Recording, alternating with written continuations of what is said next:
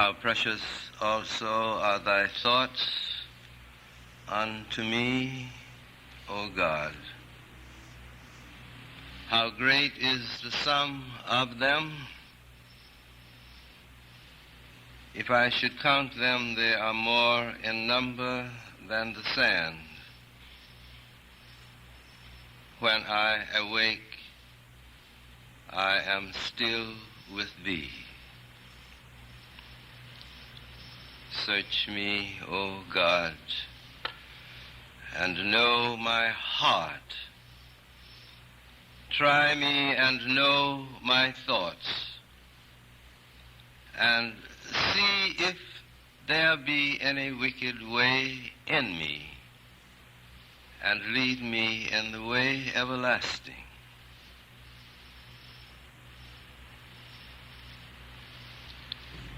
Let the words of my mouth and the meditation of my heart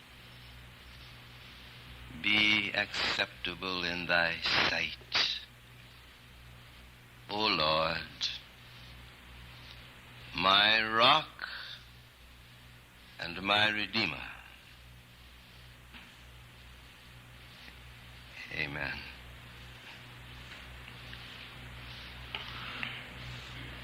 I begin this final morning as I began at the beginning. The new mother, when she looks at the head of the babe in her arms, whispers in her heart, "My child, may you seek after truth. If anything I teach you be false, may you throw it from you and go on to richer knowledge and deeper truth than I have ever known. If you become a man of thought and learning, may you never fail to tear down with your right hand what your left hand has built up through years of thought and study. If you see it at last, not to be founded on that which is. If you become a politician, may no success for your party or love of your country or security for yourself ever lead you to tamper with reality and to play a diplomatic part. If you become an artist, may you never paint with pen or brush any picture of external life otherwise than as you see it.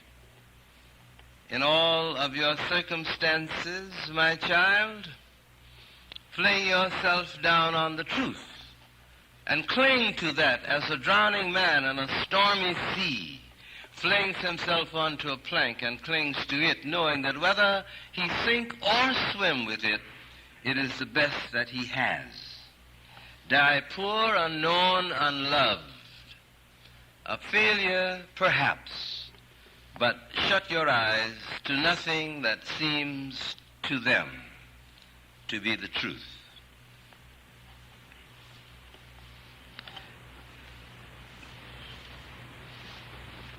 I want to take just 1 minute to say my own personal appreciation to the administration, to the faculty, students, friends, for the experience which has been mine during this week.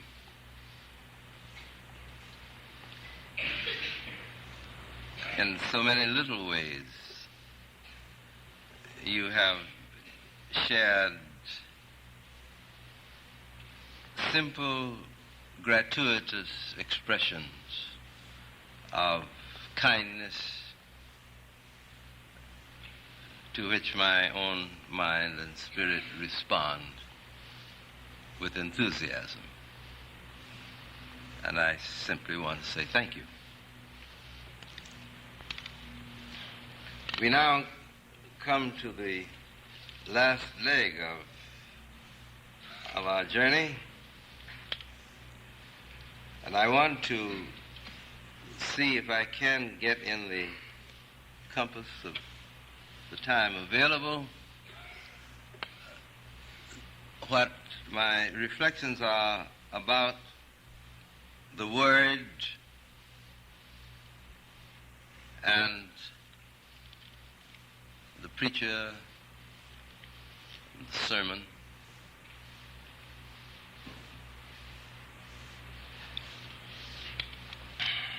the minister's tool is the spoken word. We've talked about his technical sources, and we spent quite a bit of time on the resources. Now I want to think with you about the tool. The minister's tool is the spoken word. Human speech is perhaps the greatest single miracle in human life. Someone has very wisely suggested that in order to kill, a man or man might have been silent, but to communicate with and bind himself to his fellows, child to mother, mother to child, the sexes to each other, man to reach man belonging to his social organism. In order to do these things, man was obliged to blossom into speech. Think of what this means. Of all the welter of sounds in the world of nature, certain sounds have been caught, trapped, quarantined, given special content, so that these sounds express or reveal what is deep within the mind. Such sounds became the embodiment of ideas, of concepts, of dreams, of loves, of hates, of joys, of sorrows. The spoken word is the great revealer of the secrets of the mind and the heart. I hear a series of sounds coming from you. These sounds are transformed within me into meanings inside of my mind. These meanings trigger certain responses that are at once judgments of value which inspire action and reactions of various kinds. This is the miracle of human speech. What a priceless possession is the gift of speech. To be able to make sounds, think about it now. To make sounds convey special meanings and deliberate notions, to be able to put at the disposal of another person the feelings that nestle within your inner life, to be able to reveal oneself in symbols which make clear and do not betray. This is the miracle and the gift of human speech. It is with the word that man becomes human and thus makes possible the circle of relationships which make fast his sense of self. It is the word that gives man power to hurt where no panacea can touch, to harness the wild horses of the mind and make them become the burden bearers of the heart, to give wings to earthbound values until they lose themselves on far horizons. It is the word that can create or destroy, splinter or make whole, redeem or damn.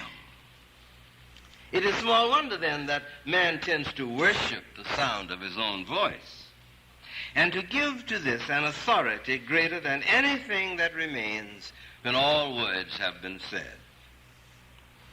If a man can put together the words of conveyance, then he thinks that communication has fulfilled itself. Silence often is not trusted. It is regarded as being subversive. It must be hidden. Fear of silence is the offering that we place upon the altar of our words. This is due in part to the richness and the experience of speech. And we do not wish to let it escape into the vast empty region where there are no words and where there is no speech.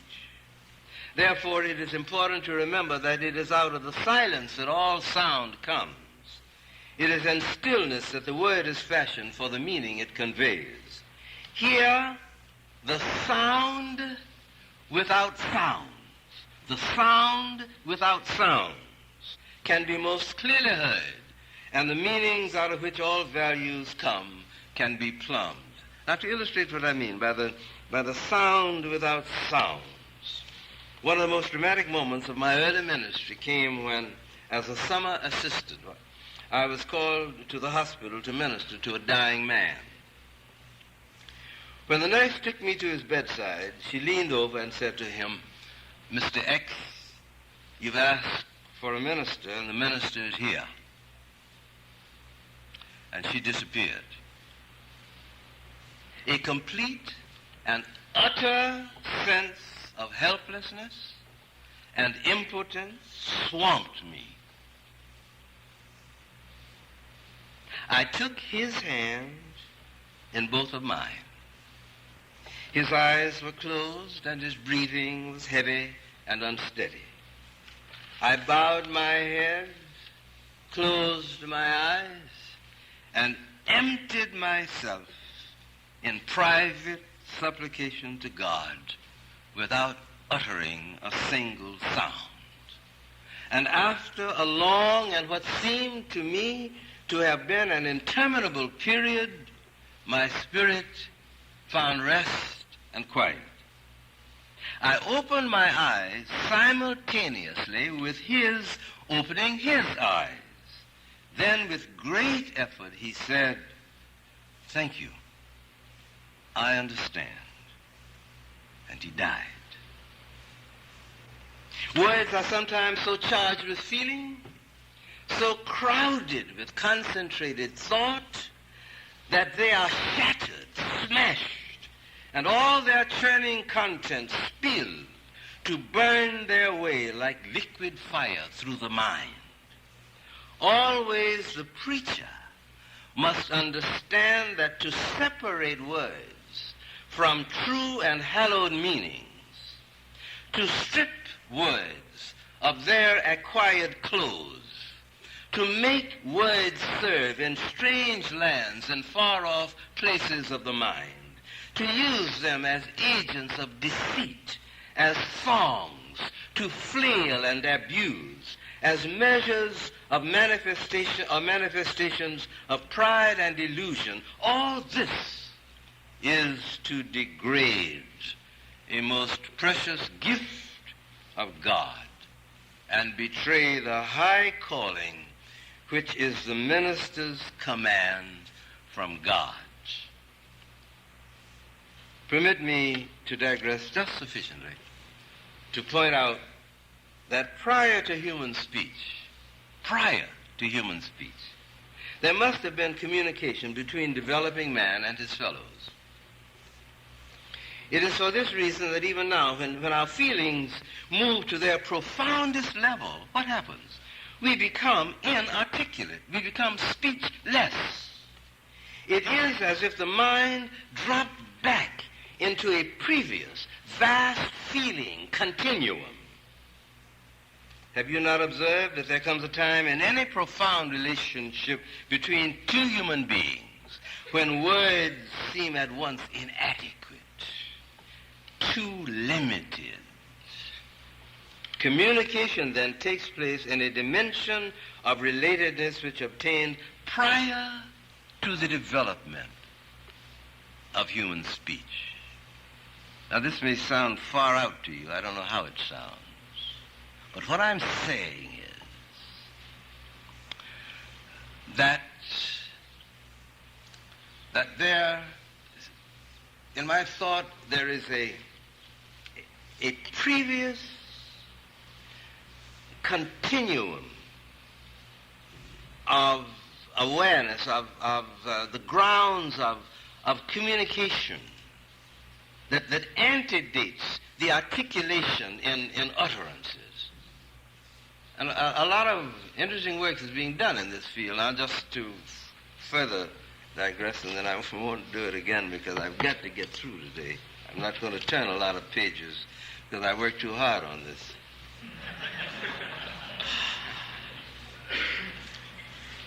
In the Journal of Wildlife, about 6 or 8 months ago, you may have seen this.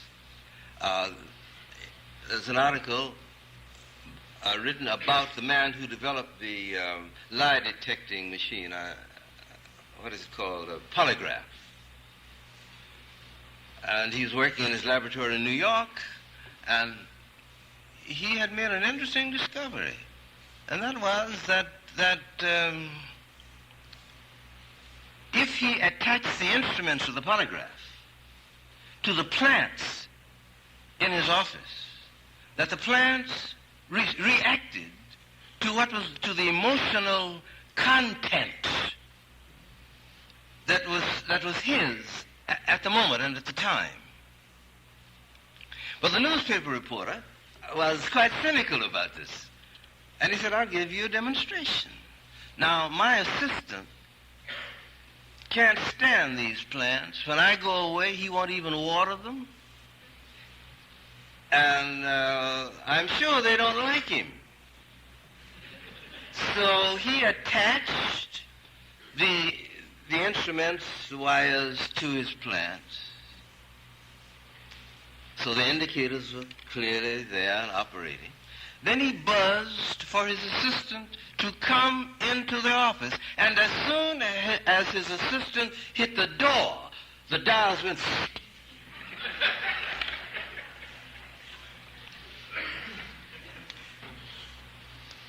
Under certain circumstances, we drop back into what seems to me to be an original continuum of awareness, of consciousness, of which the spoken word is an articulation. The word is the symbol through which meaning from this continuum leaps. And that's why the words have to be tightened, because they develop leaks. And you use the certain words that you use, in particular in the preacher's vocabulary. They're words that leak, so the meaning can't hold. It drips all over the place, and he needs to take the word out and work on it. Now, the spoken word is the preacher's critical tool. He must be on friendly and intimate terms with the private life and particular history of the words he uses. He must be familiar with their flavor, so that in his use of them, they will be authentic carriers of the meaning which he seeks to convey. He must never betray his words. He must understand that they are words that fly and soar high above the plains, and their dwelling place is the mountain peak. There are some words that are like the Cascade Eagle in Moby Dick.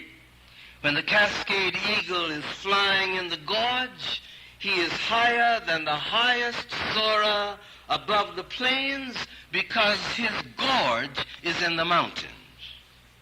There are words that nestle close to the ground and fall back quivering and helpless when forced to breathe air that is high and too rarefied.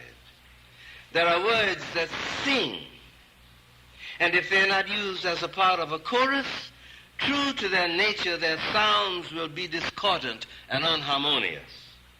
This is not to suggest that they are not solo words, which come into their fullest glory when they are alone and unaccompanied. They make the music of their kind. They are words that struggle and stammer because they're so big with meaning that sound and form are utterly inadequate through which their meaning can be expressed. They're words that agonize and groan and shed their travail over all the landscapes of the mind. There are gentle words whose tenderness moves straight to the heart, bypassing all the regions hard won by the rational and reflective process. The critical tool for the preacher is the word. It should be clear now that he must have a sense of responsibility for the integrity of the word. If he does, he will be very aware of the limitations of the word, in fact, the limitations of language itself. One of the hazards of his profession is that he himself may become language bound.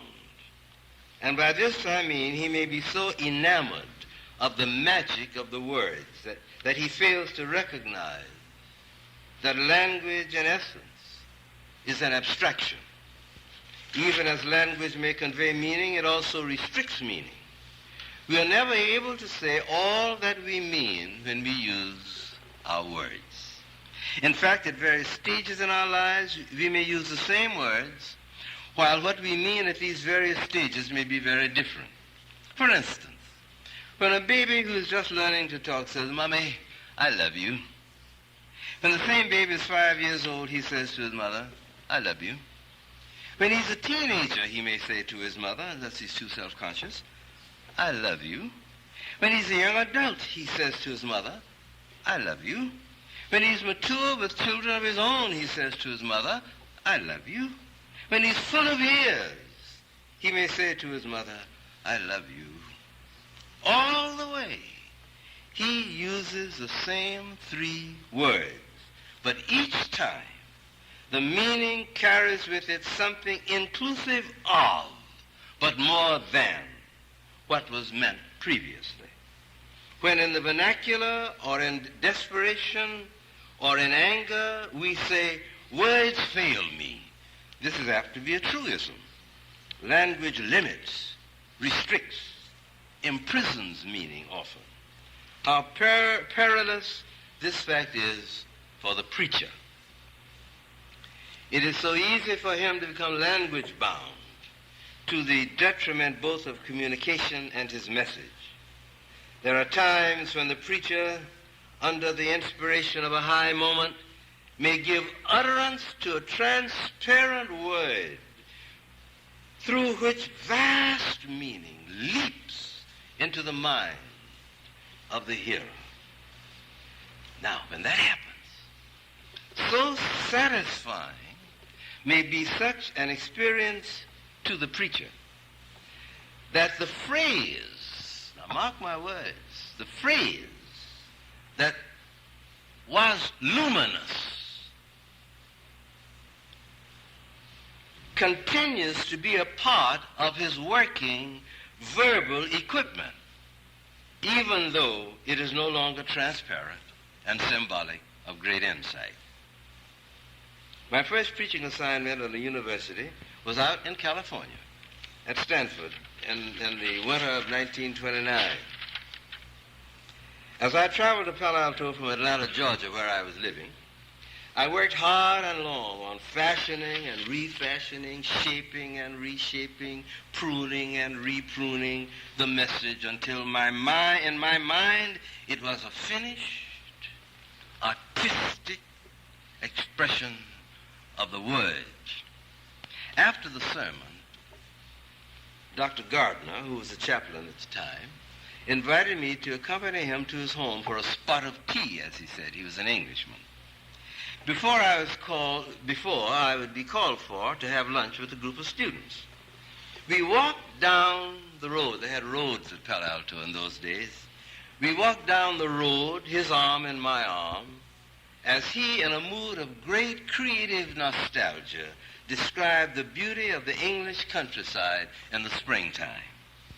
Suddenly he stopped, released my arm, squared my shoulders with both hands, looked me straight in the eye, and he said, "Too beautiful, too beautiful. Truth comes out in hunks, dripping. Young man," he said, "God has blessed you.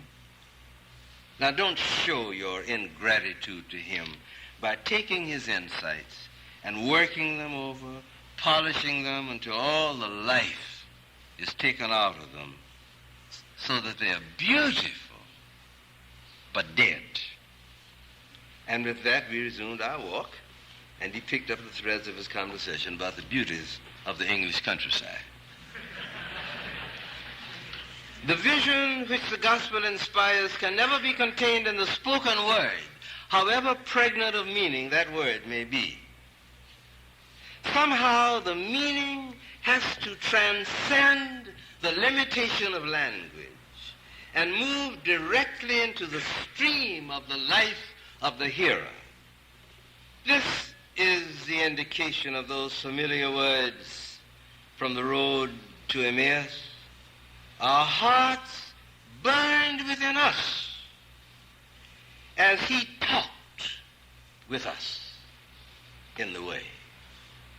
An old minister, when asked about his sermon preparation, said to a young man, I read in the book until I come to a place where the master is showing his love to someone. And then I brood on this, inside and outside. And finally, I get words that are too hot for paper. Now, this is what he's talking about. You remember in the introduction to Bernard Shaw's Back to Methuselah, Eve is talking about Noah. And she says that Noah spends all of his time wandering around in the hills, listening to the voice. And he's listened to the voice until he has become the voice. But it will take many years before Noah fully experiences the voice. All of this is to say that the word, with all of its limitations and strictures, if it is to illumine the mind and warm the heart with the dynamics of the gospel, it must be a part of what I'm calling for convenience, a community of meaning. There can be no communication between people through the medium of language if the agendas from which they're talking are not the same. It is the common agenda of meaning that gives to the word its power to communicate. If when I talk to you, I'm talking from one agenda of meaning, which is different from your agenda of meaning, then what I'm saying cannot be heard by you.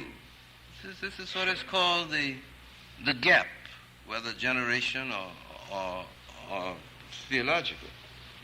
The assumption in our religion is that the religious experience is the essence of the common agenda out of which the word is spoken and by which the listeners listen.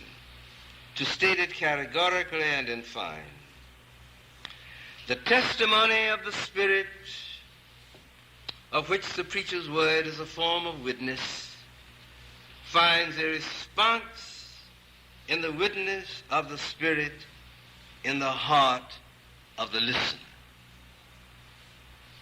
The common experience of the living God is the continuum of meaning out of which the preacher preaches and with which the listener listens.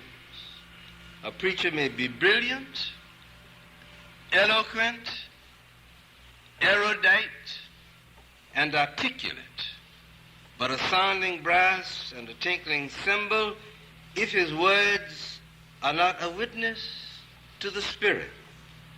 A preacher may be slow of speech, fumbling with ineptitude, even unlettered, while the word that he utters strikes fire to the heart.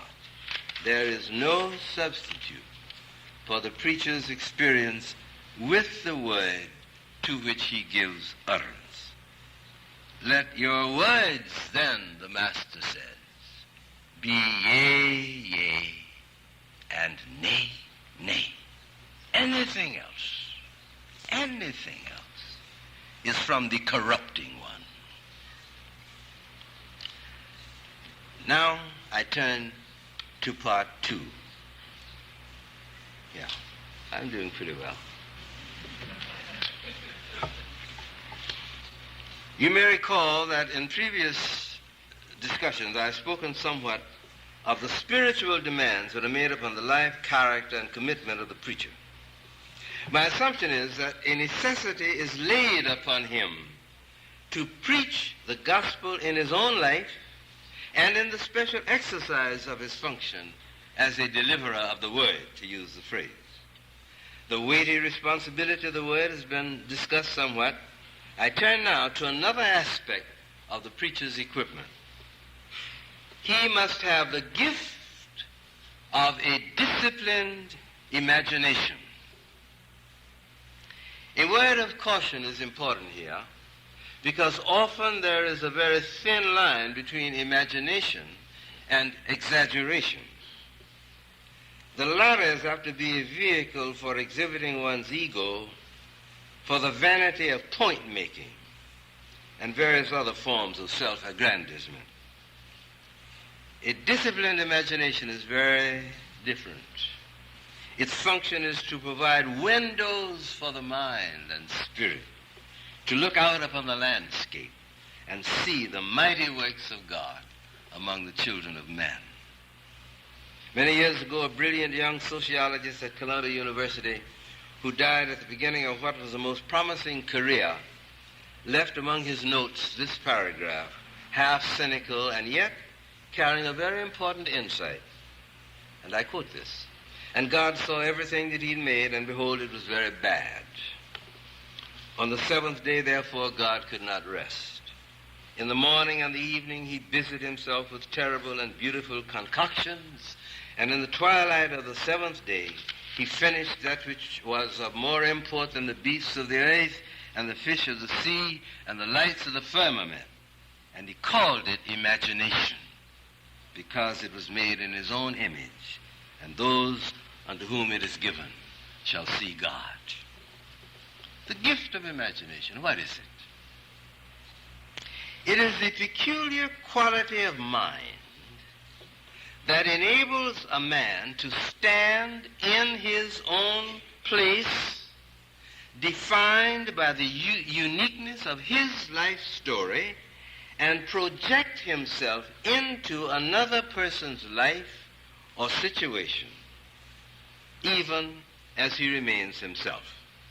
He makes soundings there, looking out upon life through the other person's eyes, even as he remains solidly rooted in his own context.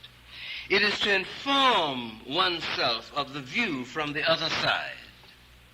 Now, most children have this, and it is my suspicion that this is one of the reasons why the Master insisted that we must become as little children if we are to enter the kingdom of heaven. I was visiting with a friend as an overnight guest. This illustrates what I'm meaning by this aspect, this critical and dynamic aspect of imagination.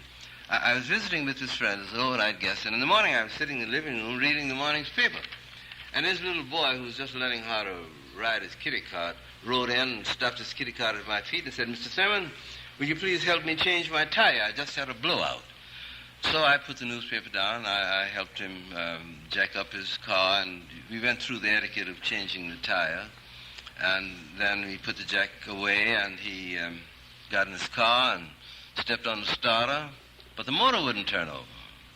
Then he pulled out the choke, and nothing happened. So he got out and walked around, raised the hood, and tinkered a little on that side and on the other side, and then got back in the car and stepped on the starter, but the motor wouldn't turn over.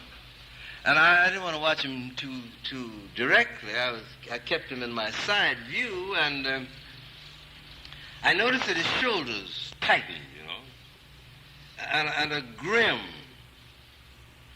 look came in his tender pre-adolescent face, and out of his mouth I heard language that belonged to a sort of village barbershop or something.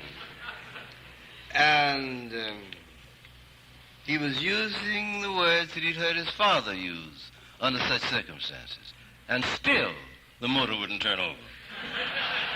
So he got out of the car and came over to me and he said, "Mr. Thurman, "Do you have a pencil?" I said, "Yes." So I gave him my pencil. He took the pencil, walked around behind his little car, took the top off the tank where the gas belonged, and put the pencil down in the tank, and he held it up. He said, "Ah, the tank is empty. No wonder." So he went out into the kitchen, asked his mother for a glass of water, came back, sat on his kiddie car, drank the water, started his motor up, and drove his car off. Now this is what I'm talking about. A sensitive self-projection that enables you to put yourself utterly in another context, in another individual's living stuff, and make soundings from inside there, and report these soundings back to inform the quality of your own mind and your own understanding, and to sensitize the impact of your own gospel. This is what I'm talking about. And if you're wooden-headed, you can't do it. Our master had this gift in its most supreme dimension. So sensitive was he in his spirit and the living quality of his being that he seemed more and more to stand inside of life.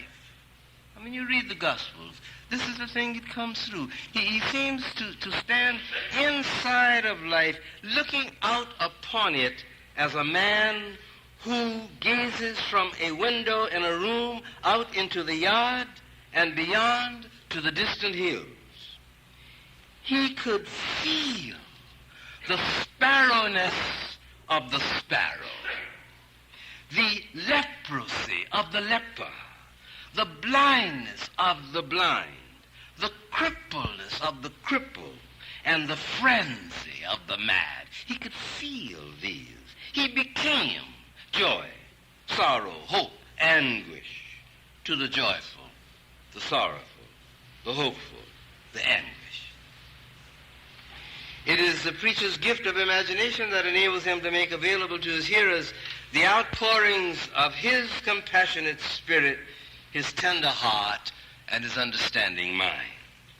At such moments of outpouring, the Word becomes flesh, and he shares with God in the great work of healing, redeeming, and blessing. But the gift goes beyond the personal and the private. It provides the brooding quality to the mind as the mind brings into focus the conditions in the world, conditions which make up the social climate in which he and his people live. Here the gift takes on a different character. The tool in the hands of the imagination is what may be called a sense of fact. It is T.S. Eliot in his essays on literary criticism who suggests that the literary critic must have a sense of fact with reference to an increasingly wide area of fact. This is what I'm suggesting, that at the core of this gift of imagination must be this sense of fact. And I say sense of fact as contrasted at the moment with a sense of reality.